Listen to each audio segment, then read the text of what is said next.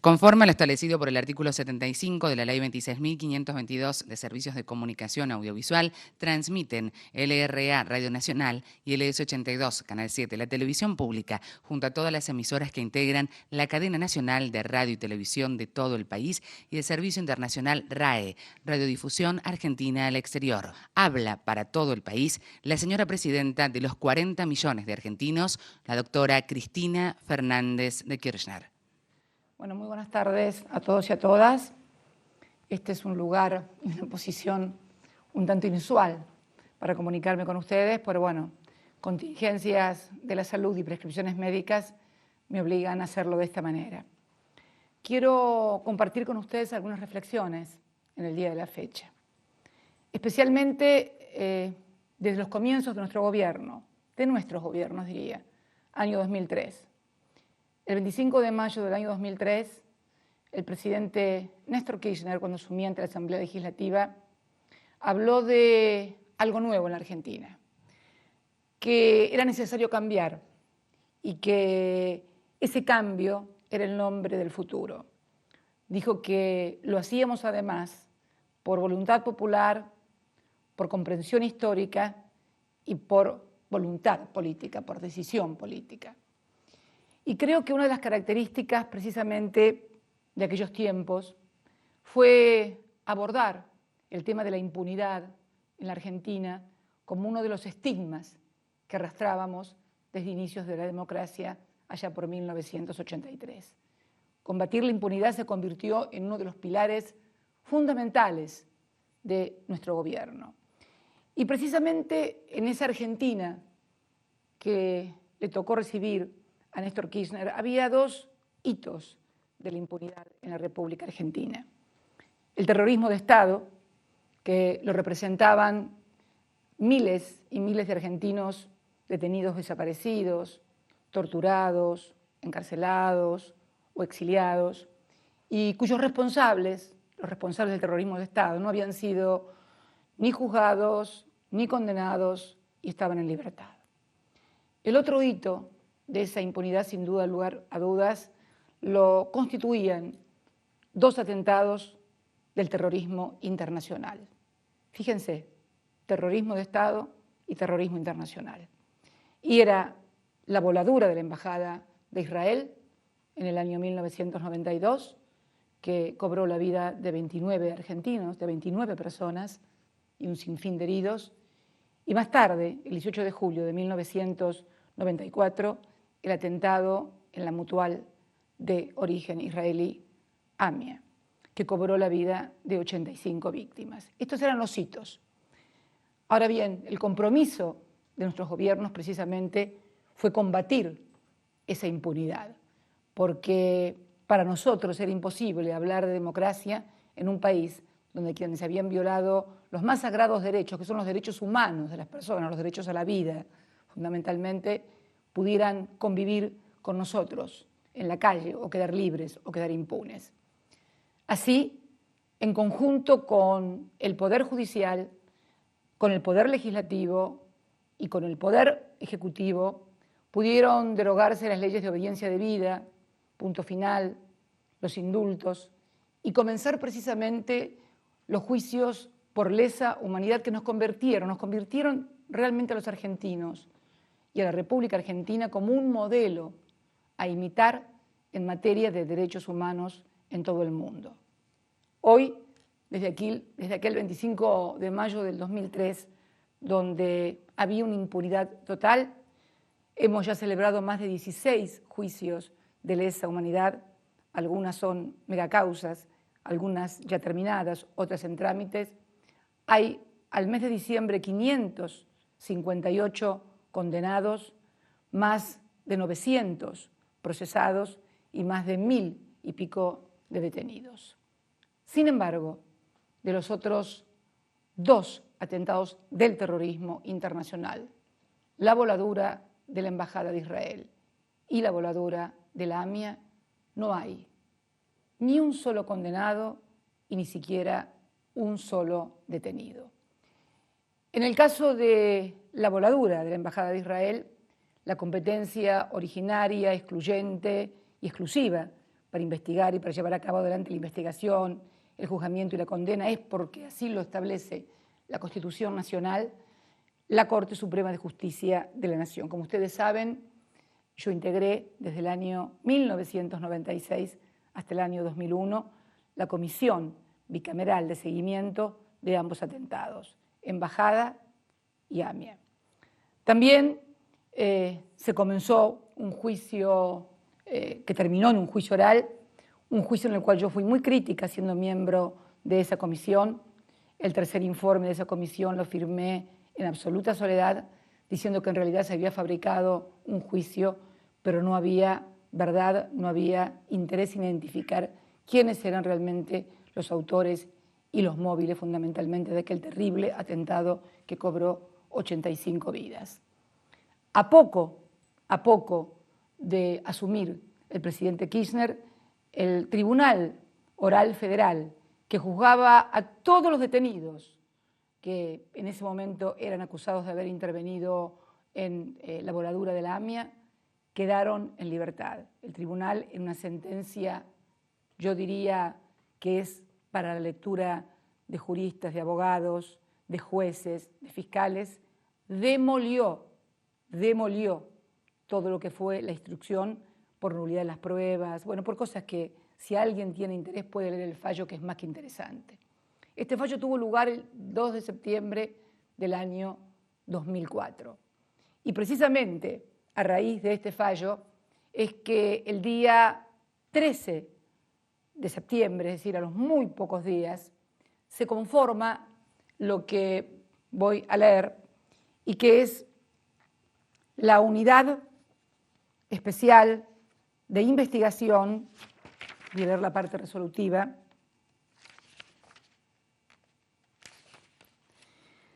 crear una unidad fiscal para actuar de manera conjunta o alternativa con las fiscalías que correspondan en la tramitación de la causa principal que se investiga el atentado ocurrido el 18 de julio de 1994 con la sede de la AMIA, en trámite ante el juzgado, bueno, mencioné el juzgado, designándose al fiscal para integrarlas al señor fiscal general ante los tribunales orales en la Criminal Federal de la Capital Federal, doctor Alberto Nisman, y al señor fiscal nacional en lo correccional, doctor Marcelo Antonio Burgos.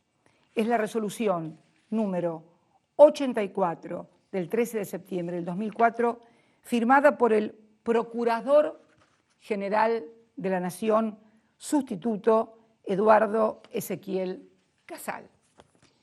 Esta resolución la leo explícitamente porque en los últimos días he leído como que al fiscal Nisman lo había designado el presidente Kirchner.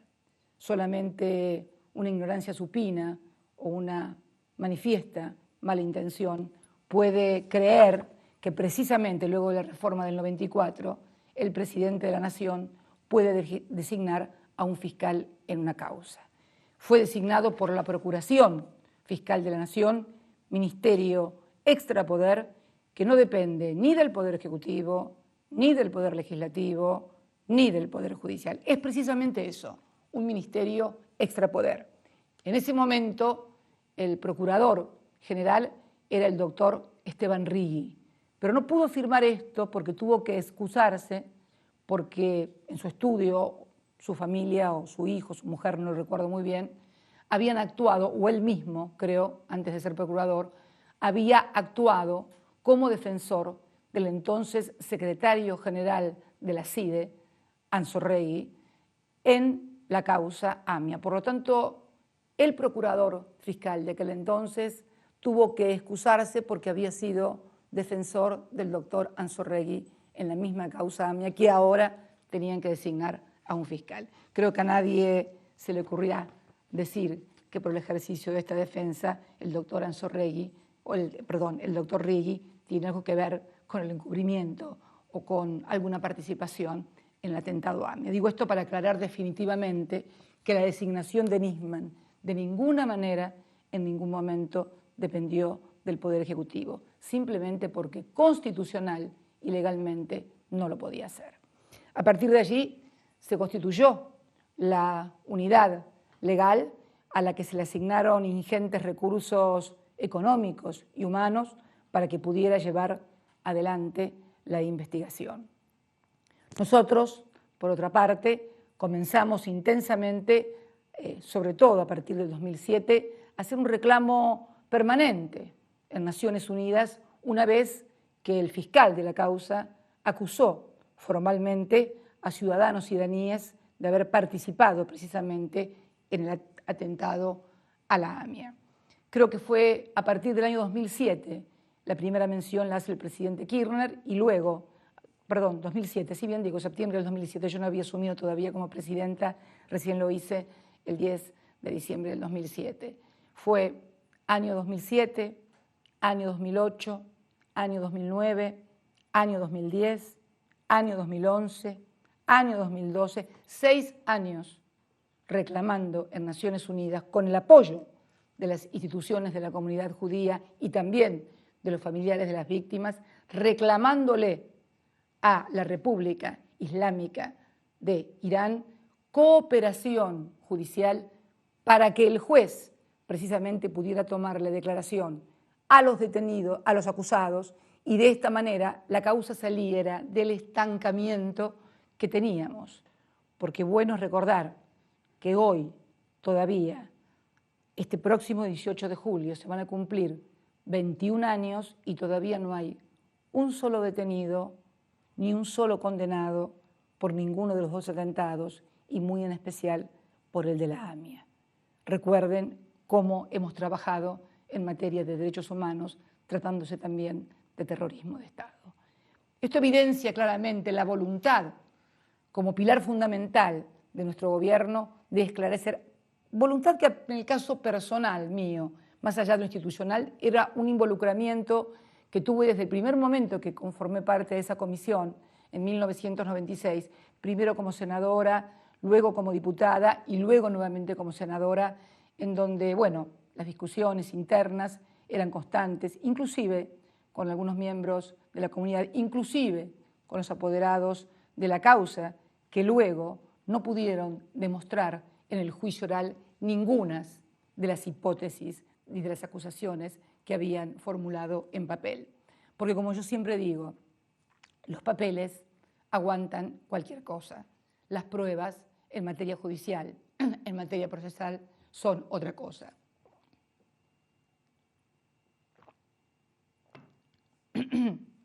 Luego de muchos reclamos permanentes, duros reclamos, finalmente los representantes de la República Islámica de Irán se contactan públicamente, manifiestan que están dispuestos por primera vez, porque Irán nunca admitía que el tema AMIA formara parte de ninguna agenda.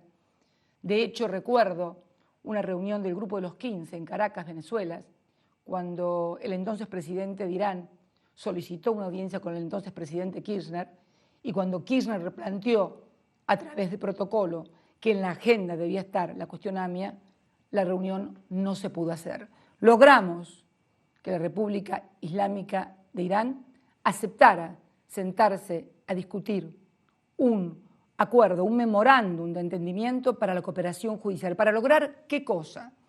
Para lograr que los ciudadanos iraníes, que hasta ahora solamente tenían alertas rojas y órdenes de detención, que también, debemos decir, fueron tramitadas por nuestro gobierno, sostenidas por nuestro gobierno, y además, como lo contara hace muy poco tiempo el doctor Aníbal Fernández, entonces ministro del Interior, fue el que sostuvo fervientemente ante el fiscal de la causa, el doctor Nisman, y quien lo acompañaba en ese entonces, el señor Estiuso, miembro de la CIE o de la ex-CIDE, que era necesario viajar a Lyon para sostener y fundamentar precisamente estas órdenes o alertas rojas.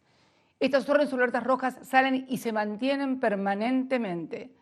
Ustedes habrán visto hace muy poco tiempo las declaraciones del exdirector de Interpol, un hombre insospechado de cualquier vinculación con cualquier tipo de terrorismo, no solamente por haber sido durante 14 años titular de la Interpol, sino por haber sido también jefe del Servicio Secreto de los Estados Unidos, es decir, de los servicios que custodian la seguridad del presidente y del vicepresidente de los Estados Unidos y de todos los funcionarios de los Estados Unidos e inclusive de los presidentes que concurrimos anualmente a las reuniones de la Asamblea General.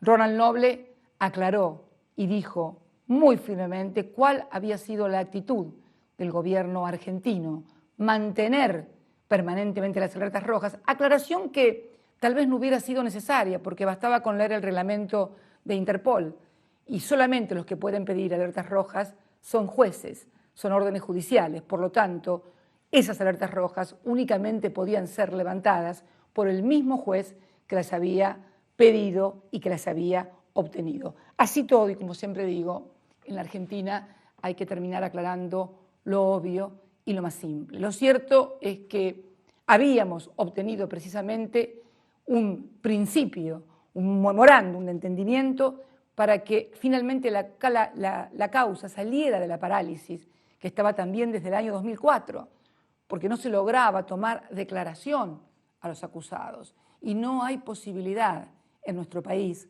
por nuestro orden constitucional, de que nadie sea juzgado y condenado si no es, además, interrogado, indagado. No se puede haber juicios en ausencia.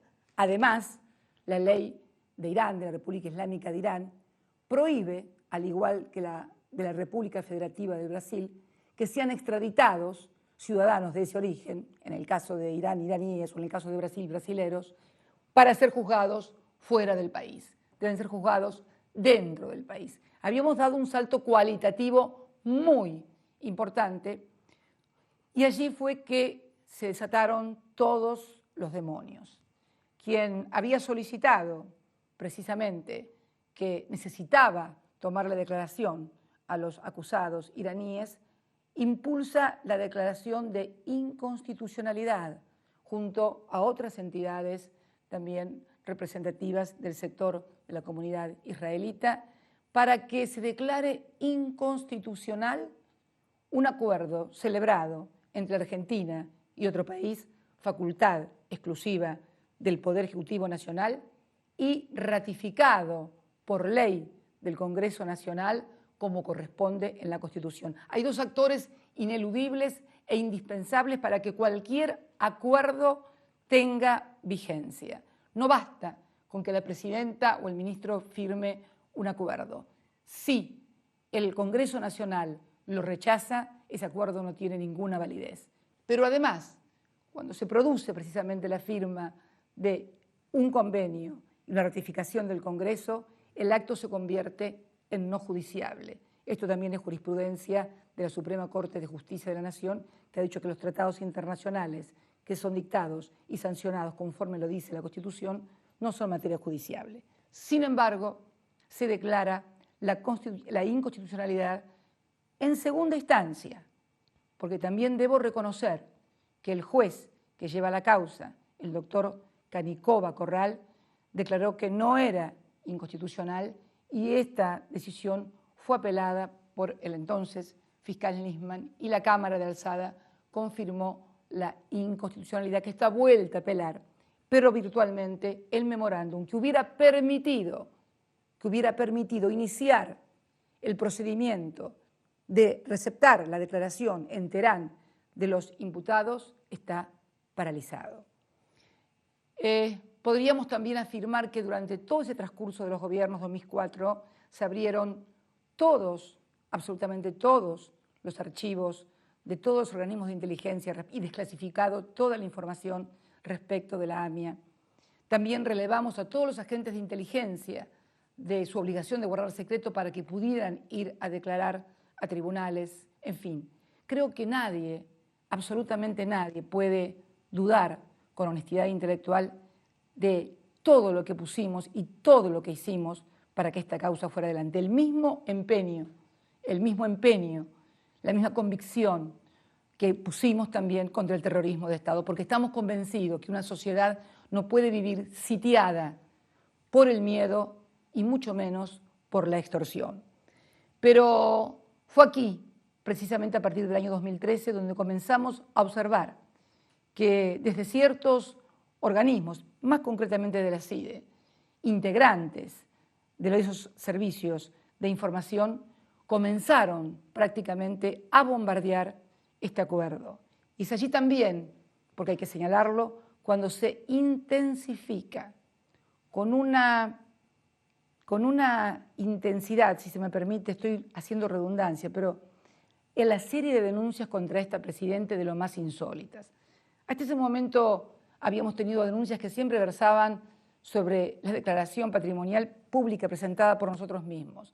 A partir de allí comienzan a sucederse con un ritmo de vértigo, con la complicidad de grupos de fiscales, de grupos de jueces, de los consabidos denunciantes anónimos y también de los periodistas, amplificadores o medios de desinformación, amplificadores de estas denuncias de todo tipo, desde cuentas en lugares exóticos hasta temor a que se revelen nombres de empresas en Nevada, pasando por lugares donde habría montañas de euros o de dólares, en fin, todo tipo de denuncias contra esta presidenta de una manera como nunca se vio en ninguna etapa de la democracia. Basta corroborar la crónica para comprender cómo se comenzó a actuar desde el año 2013 a partir del memorándum de entendimiento contra esta presidenta.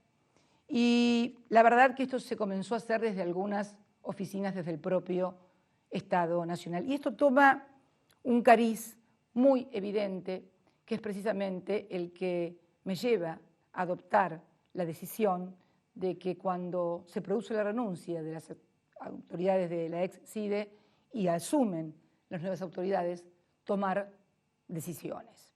La primera, el desplazamiento de muchos de esos agentes que, vuelvo a decir, venían desde el año 83. Este tema del sistema de inteligencia nacional no es un problema que nace en el año 2003.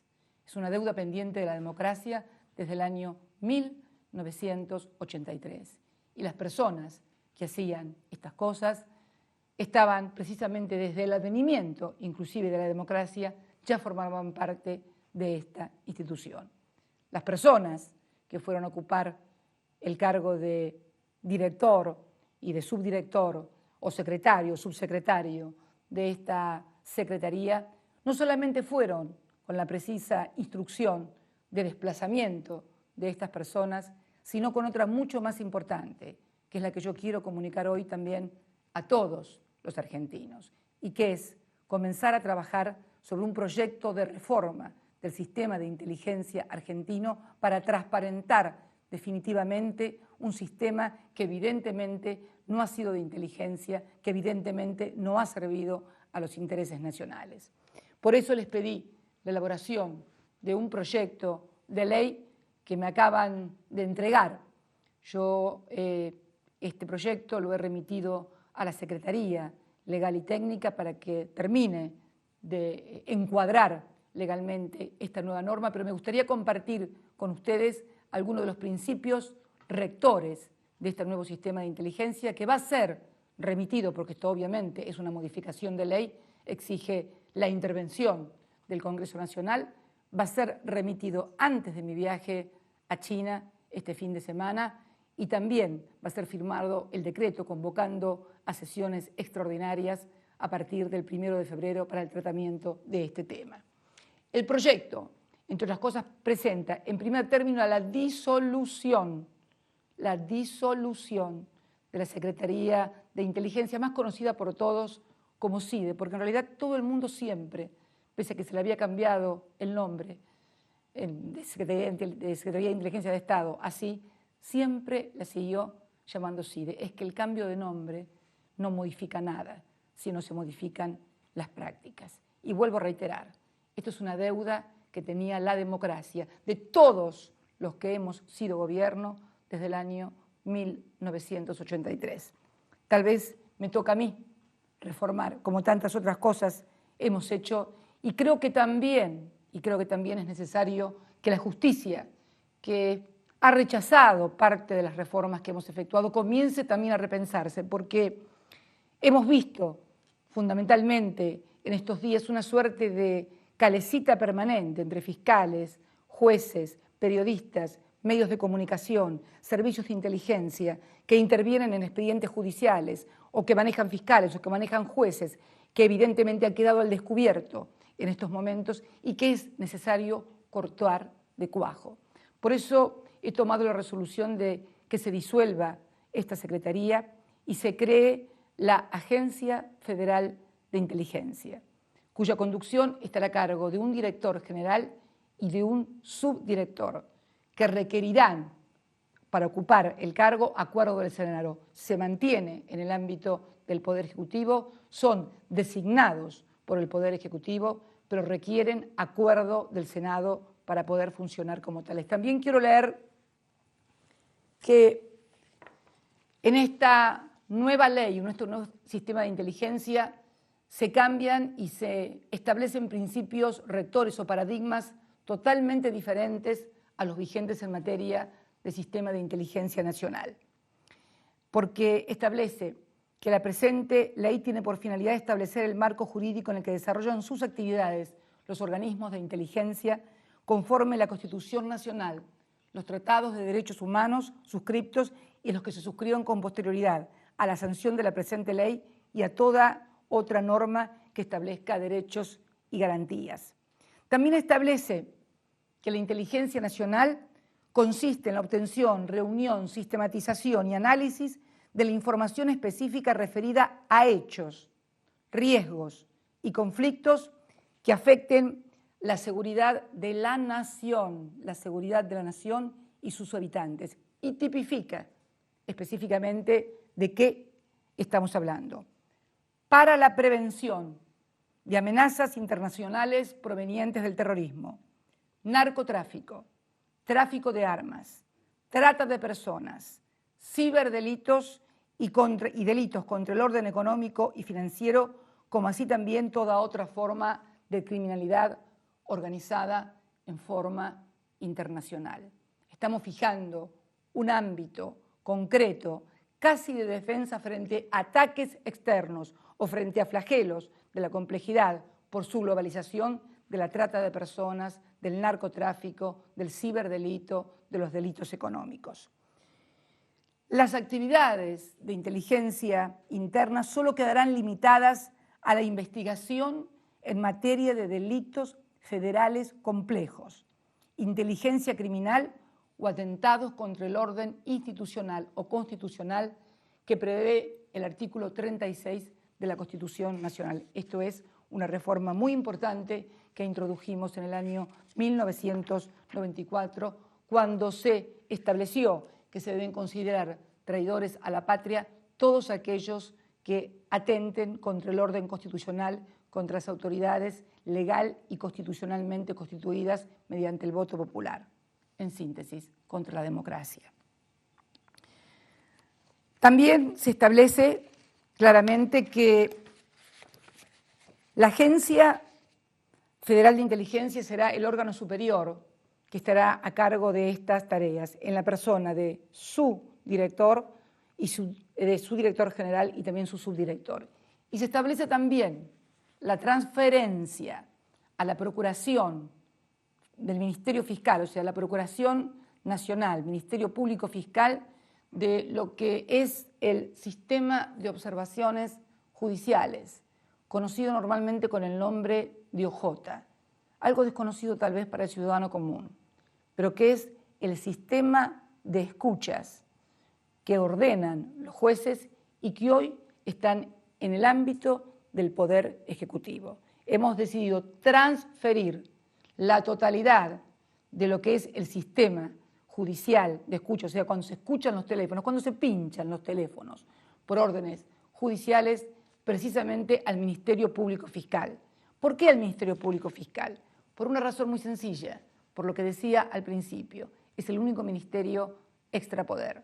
No depende del Poder Ejecutivo, no depende de la Corte, no depende del Poder Legislativo. Y es muy importante que alguien al que la Constitución Nacional le asignó en la reforma del año 94 la responsabilidad de velar sobre la seguridad de la nación y los habitantes y sobre la legalidad de los actos, que sea de ahora en más quien sea responsable del sistema de observaciones judiciales. De ahora en más, todo juez o fiscal que pueda pedir una escucha deberá dirigirse al Ministerio de la Procuración Fiscal.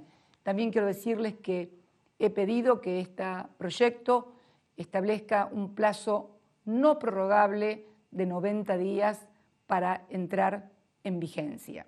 También se establece por ley clasificación de la información, que va a ser confidencial, secreta, reservada o pública, según las distintas categorías. Pero al mismo tiempo también, no quiero que se aburran, pero creo que es muy importante que estas cosas se sepan, se transfiere a la órbita de la Agencia Federal de Inteligencia la Dirección Nacional de Inteligencia Criminal, que depende en estos momentos del Ministerio de Seguridad, ya que tendrá como función la producción de inteligencia criminal y por lo tanto no tiene que estar en el Ministerio de Seguridad, sino precisamente en lo que va a ser la Agencia Federal de Inteligencia. También se crea, y esto es muy importante, una limitante, la que establece que toda relación o actuaciones entre la Agencia Federal de Inteligencia y funcionarios o empleados de cualquiera de los poderes públicos federales, provinciales o locales vinculadas a las actividades reguladas por la presente ley, solo podrán ser ejercidas por el director general o por el subdirector. En español simple, ya nadie va a poder contactarse, ni jueces, ni fiscales, ni ministros, ni ningún tipo de funcionarios locales, municipales, provinciales o nacionales con tal agente, con tal persona. No.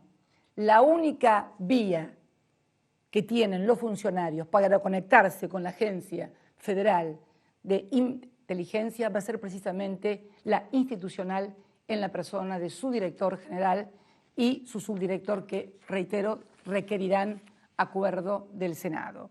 Al mismo tiempo también de clasificar la información, como les dije, se crean los bancos de datos, los bancos de protección de datos y archivos de inteligencia que tendrán los siguientes objetivos: controlar el ingreso y salida de información en las bases de datos y archivos de inteligencia, garantizando de manera prioritaria su reserva constitucional y legal, asegurar que aquellos datos de inteligencia que una vez almacenados no sirvan para los fines establecidos por la presente ley sean destruidos y garantizar que la información no será almacenada en las bases de datos de inteligencia por razones de raza, fe religiosa, acciones privadas, opinión política o de adhesión o pertenencia a organizaciones partidarias, sociales, de derechos humanos, sindicales, comunitarias, cooperativas, asistenciales, culturales o laborales, así como por la actividad lícita que desarrollen en cualquier otra esfera. Se crea entonces un banco también de protección de datos y archivos. También se establecen penalidades para quienes no cumplan con las disposiciones vigentes, llevándose de 3 a 10 años, o sea, a un delito no excarcelable, a toda persona que interceptare, captare, desviare ilegalmente y en contra de las disposiciones de esta ley, comunicaciones telefónicas, postales, de telégrafo o facsímil o de cualquier otro envío de objetos de transmisión de imágenes, voces, paquetes de datos, archivos, o sea, en definitiva, lo que muchas veces ha sucedido y nos enteramos a través de los diarios. Y también será reprimido todos aquellos empleados, funcionarios que tomen, ahí se crea un nuevo delito, que tomen precisamente contacto con los servicios de inteligencia por afuera de los canales institucionales. Yo quisiera también referirme fundamentalmente a dos cuestiones que tienen que ver con la denuncia que se hizo el día 14 de enero pasado contra la Presidenta de la República y su canciller por parte del entonces fiscal Nisman, en la que se nos acusa de confabular un memorándum internacional con el propósito de desincriminar a los acusados iraníes a cambio de comercio de granos, a cambio de compra de petróleo y no sé qué otras cosas más. Yo he leído profusamente los diarios siempre. Y siempre que pasa algo hay un abogado que sale a fundamentar a favor y otro en contra. He leído todo y no hay un solo abogado, no hay un solo doctrinario, no hay un solo magistrado que una vez que se conoció la denuncia, creo que fue el día 20, si mal no recuerdo, cuando se publicó en la página de la Suprema Corte y hayamos podido leer en ese momento la denuncia, pueda creer que eso haya sido escrito por un abogado y mucho menos por un fiscal.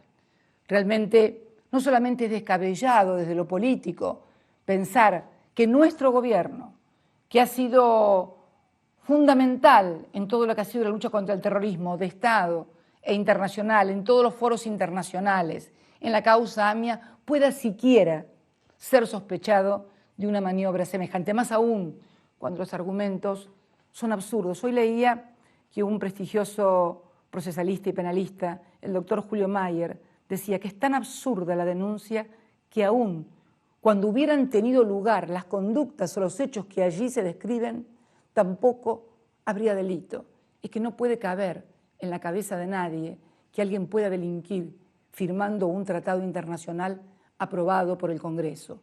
Pero además, sí, si hubieran tomado la molestia de consultar a la Interpol, hubieran visto que fue precisamente la actividad de la Argentina la que sostuvo siempre la vigencia de esas alertas rojas que parecían constituir el meollo de la presunta denuncia. Aquí alguien dijo que ni siquiera es acusación en términos de un fiscal. Podrían haber averiguado con datos duros, objetivos, que el comercio bilateral entre Irán y la República Argentina fue más alto en el año 2010 y que fue decayendo inclusive a partir de la firma del memorándum. Deberían saber que lo que nosotros importamos en materia de combustibles es mayormente combustible, porque nuestro principal problema es el que necesitamos fuel oil y combustible. Pero deberían saber además que nunca compramos petróleo a Irán, porque además el petróleo iraní no sirve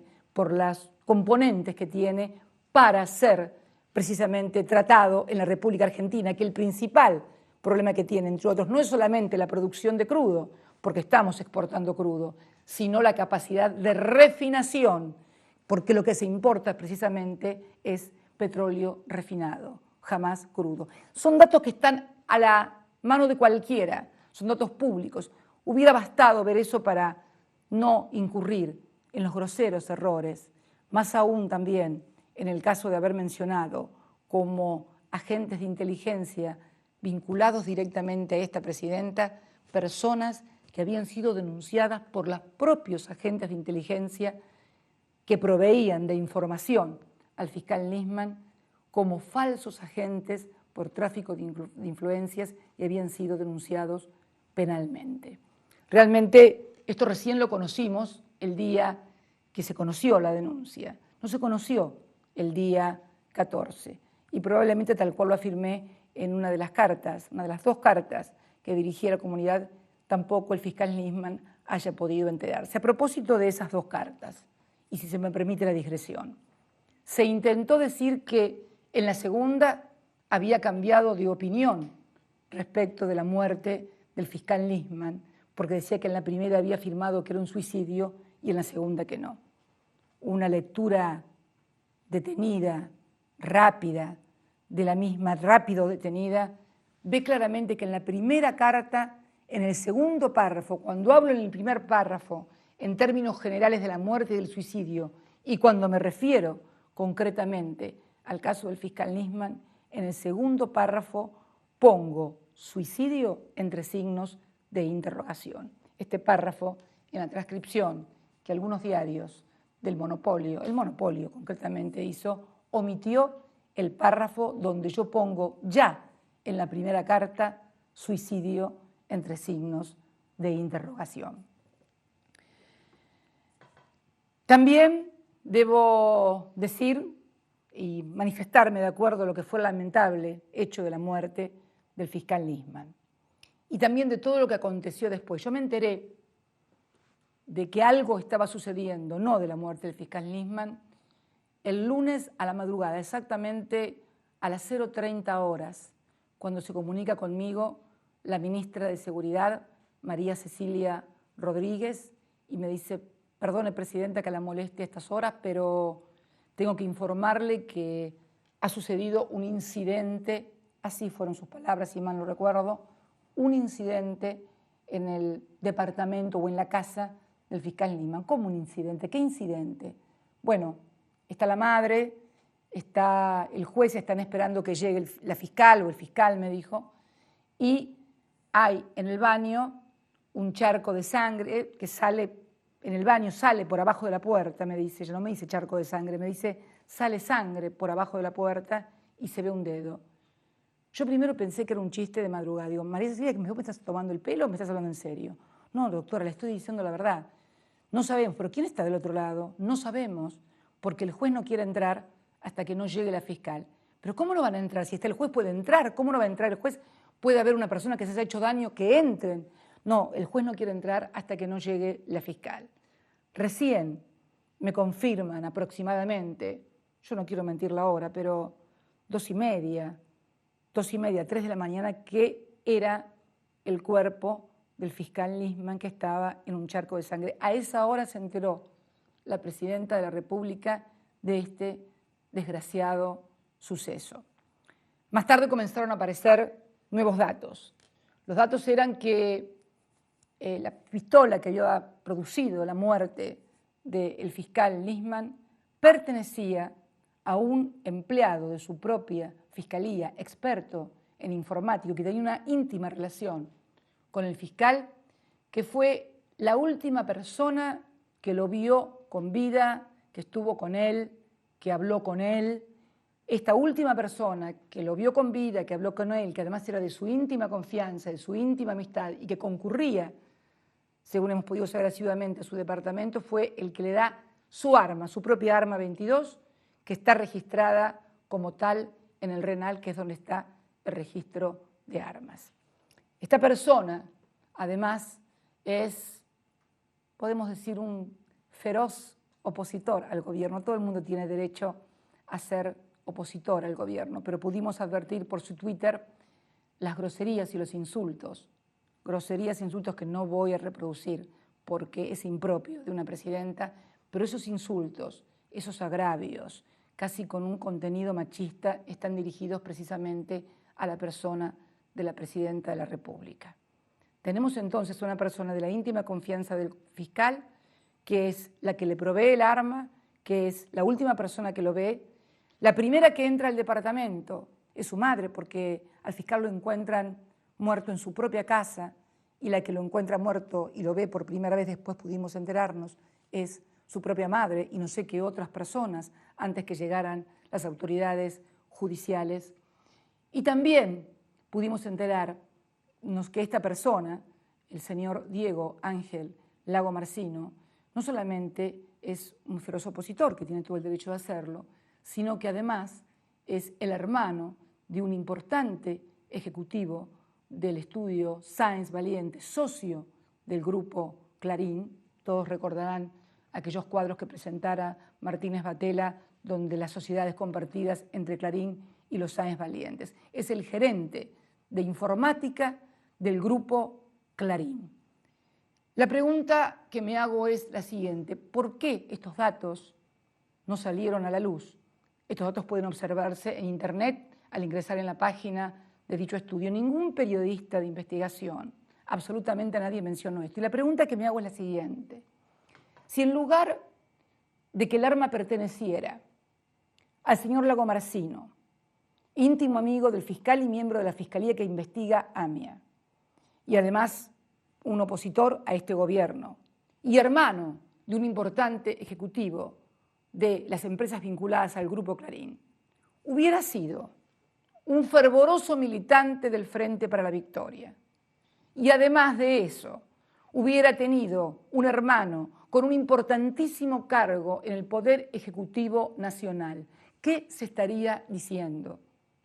Por eso realmente todos estos días de un verdadero aquelarre informativo, confusiones que realmente conllevan a desconcertar a la gente y hacerla indignarse frente a las cosas, tienen un propósito muy definitorio, diría yo, que es la desinformación, la confusión y fundamentalmente que haya un gran pesimismo en la gente frente a la labor que puede cumplir la justicia. Por eso, en otra de mis cartas, pedí especial protección para el señor Diego Ángel Lagomarsino.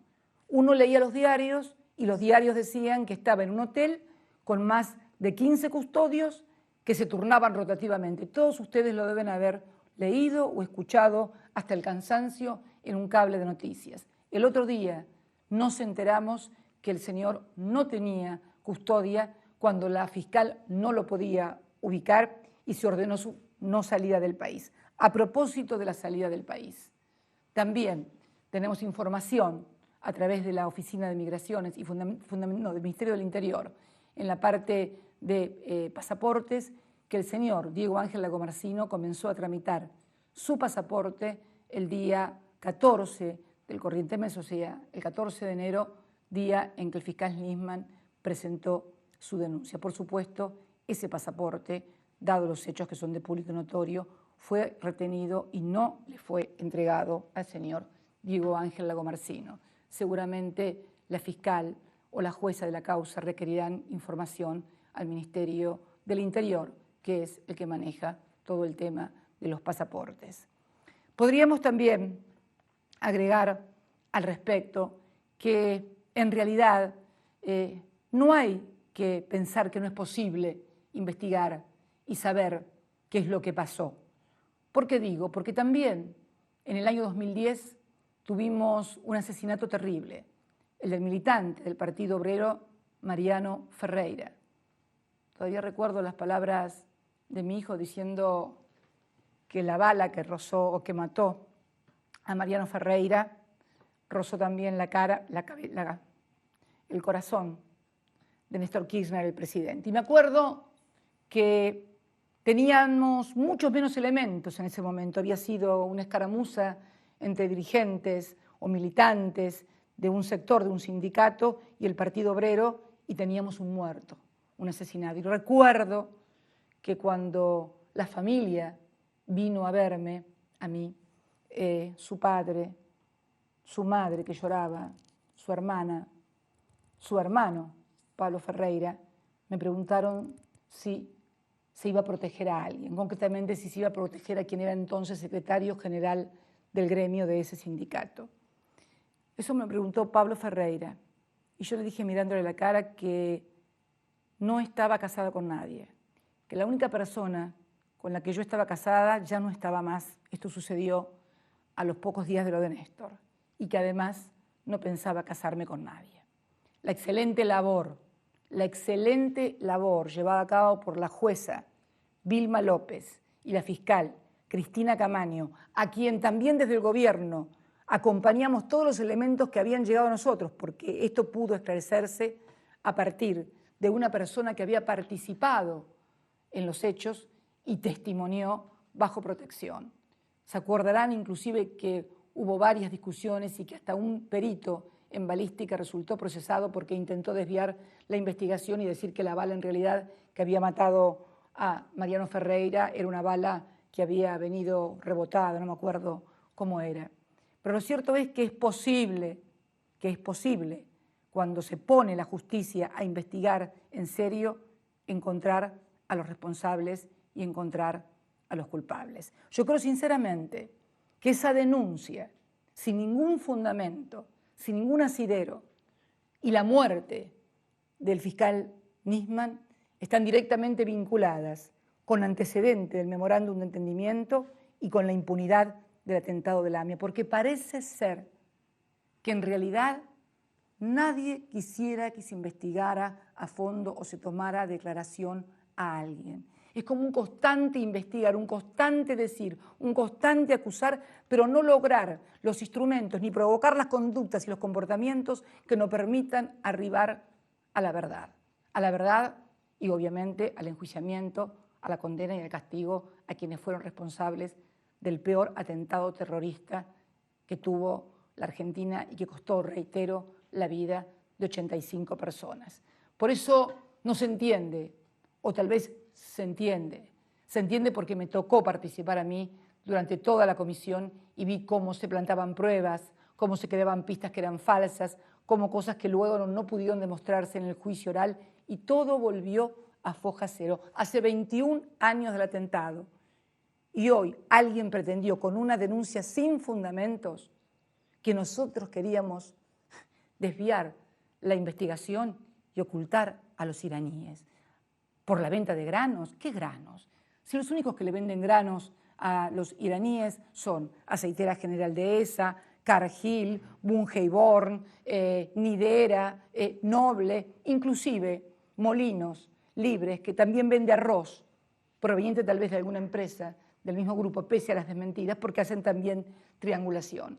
Nadie pensará que ninguna de estas empresas es precisamente amiga del gobierno, ni tengo propiedad de ningún campo que produzca granos, por lo tanto no hay ningún tipo de esos intereses que se han querido confundir a la sociedad. Seguimos como estamos en el año 2003. Queremos saber, y para saber se necesita tomar declaración y se necesita la cooperación judicial que le reclamamos durante años a la República Islámica de Irán. Y cuando se firma el entendimiento, la justicia argentina, producto de presiones y de movimientos de fiscales, de jueces, lo declara inconstitucional. Entonces los iraníes dicen, declararon inconstitucional, no se mueve absolutamente nada. El otro día inclusive leí un reportaje donde en el New York Times se hablaba de constituir una comisión internacional de juristas prestigiosos. Es evidente que ni siquiera han leído el artículo primero del memorándum de entendimiento que establece la constitución de una comisión de 7 juristas de prestigio internacional, que no podían ser ni argentinos ni iraníes, no para juzgar porque no pueden hacerlo, no para intervenir porque no lo pueden hacer, sino simplemente para opinar sobre la prueba recolectada. Esto que se estaba proponiendo era precisamente el artículo primero, es precisamente el artículo primero del memorándum de entendimiento. Pero lo que más me llamó la atención absolutamente de esa denuncia es la mención que se hace como presuntos agentes de la CIDE, con vinculación directa con esta presidenta y con una suerte de CIDE paralela, a 2 agentes, presuntos agentes, que el propio proveedor de información del fiscal Nisman había denunciado ante la justicia penal como usurpadores de títulos que no tenían y traficantes de influencia ante funcionarios de la aduana. ¿Cómo es que se le informa al fiscal un nombre como presunto agente de contacto con la presidenta, cuando al mismo tiempo, unos meses antes, en noviembre, se lo ha denunciado como agente falso en causa penal? Incomprensible, o tal vez demasiado comprensible. Había que presentar la denuncia el 14 en el marco de los sucesos y de la conmoción que había en el mundo por los sucesos de París, por eso también el retorno imprevisto del fiscal, y por eso no se introdujo el nombre de los testigos o de los agentes que habrían intervenido, precisamente porque la mención de esos agentes impedía que se hiciera pública inmediatamente la denuncia. Por eso digo que tal vez todo lo que ha sucedido constituya el hilo de Ariadna, lo que yo llamo el hilo de Ariadna. El hilo de Ariadna es una leyenda de la mitología griega que consiste fundamentalmente en cómo se sale de un laberinto. En la isla de Creta había un laberinto donde había un monstruo, el Minotauro, que reclamaba todos los años que se le entregaran 7 jóvenes para el sacrificio. Y nadie podía escapar de ese laberinto. Sin embargo, una mujer, Ariadna, le dio a Teseo, para que entrara, un hilo, para que fuera poniendo el hilo por todo el laberinto y luego de acabar con el Minotauro pudiera salir. Tal vez este lamentable y desgraciado suceso de la muerte del fiscal Nisman constituya el hilo de Ariadna, que nos permita de una buena vez por todas dar respuesta a las 85 víctimas y a sus familiares. Este gobierno es un gobierno comprometido absolutamente con los derechos humanos. Es paradigma en el mundo en materia de respeto a los derechos humanos. Es paradigma en el mundo en materia de lucha y combate contra el terrorismo. Salvo algún otro presidente de los Estados Unidos de Norteamérica o tal vez de Israel, hayan nombrado a la República Islámica de Irán acusándola de algo en el seno de Naciones Unidas. Los presidentes de la República Argentina, Néstor Carlos Kirchner y quien le habla, fueron los primeros que lo hicieron desde el año en que el atentado sucedió, 1994. ¿En qué cabeza puede caber que quienes precisamente fueron los primeros en acusar y en lograr y en tratar de que la República Islámica de Irán coopere, mencionándolos y acusándolos en base a lo que el fiscal de la causa suministraba, pueden ahora intentar, no se sabe por qué cosa, querer distraer o desviar la investigación? Por favor, no subestimen la inteligencia de los argentinos. Y porque no subestimamos tampoco la inteligencia del Estado ni la de los argentinos, es que también hemos tomado estas decisiones que espero, esta disolución de la Secretaría de Inteligencia, esta reformulación de todos los organismos de inteligencia, esta transferencia del sistema de escuchas judiciales, no ya al ámbito del Poder Ejecutivo, sino al ámbito del Ministerio del Público Fiscal. Esta decisión también de que los agentes no puedan tener ningún contacto con ningún otro miembro del Estado en cualquiera de sus tres poderes, ni tampoco de particulares, sino es a través de la figura de sus directores y otras reformas que también se introducen a todo el sistema. Esto es una deuda que teníamos pendiente con la democracia, como tantas otras que nos ha tocado cumplir, como fue en su momento la recuperación de los recursos de los trabajadores para que puedan ser administrados por el Estado, como también lo fue la asignación universal por hijo, como lo fue el desendeudamiento y la reestructuración de la deuda argentina. Me olvidaba, otra de las acusaciones eran de las empresas de los fondos Wister y Cernevadas. Vengo reclamando permanentemente que de una buena vez por todas nos digan los nombres de esas empresas, porque también los argentinos queremos conocerlas. Pero es aquí que cuando se descubren 4.040 cuentas, como se descubrieron, por ejemplo, a partir de una colaboración con la República Francesa, 4.040 cuentas en serio, no que aparecen en los diarios, hay un silencio absoluto, ocultamiento y desinformación por parte de la prensa. Me parece que lo que les interesa no es precisamente atacar o perseguir la corrupción, sino atacar y perseguir al gobierno y en especial, dentro del gobierno, a esta presidenta. Yo quiero también decirles algo, argentinos. A mí no me van a extorsionar, a mí no me van a intimidar. Yo no les tengo miedo. Que digan lo que quieran, que hagan las denuncias que quieran, que los jueces me citen, que los fiscales me denuncien. No me interesa, pero no me van a hacer mover un centímetro de lo que siempre he pensado, que no se puede seguir manejando a la República Argentina de esta manera, que es necesaria una profunda reforma también en el Poder Judicial, que desgraciadamente muchas veces fue declarada inconstitucional, no aplicada, pero es necesario que los tres poderes del Estado exhibamos transparencia absoluta. Y en este caso, el fiscal Nisman, el Poder Judicial tiene un gran desafío, como lo tuvo cuando se produjo el asesinato de Mariano Ferreira. Demostrar que es posible encontrar a quien mató a alguien, que es posible enjuiciarlo con los jueces de la Constitución, que es posible condenarlo de acuerdo a lo que prescribe nuestro Código Penal y que es posible reconstruir la confianza de todos los argentinos en su Poder Judicial. Esto tenía que decirlo porque yo no puedo permitir que de ninguna manera se tenga sitiada a la democracia con el miedo y la extorsión, ni tampoco se extienda una mancha sobre la democracia pensando en las cosas que se han escrito y visto en estos últimos tiempos. Por eso creo que la demanda es muy fuerte y yo creo que hay una magnífica oportunidad no solo de esclarecer la muerte del fiscal Nisman, sino que ese esclarecimiento nos comience a conducir, como el hilo de Ariadna, a la salida del laberinto. Muchas gracias.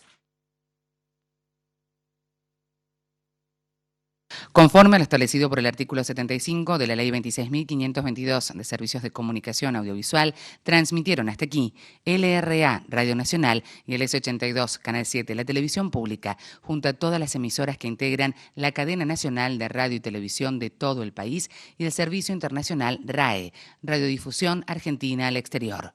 A partir de este momento, las emisoras participantes continúan con sus respectivos programas.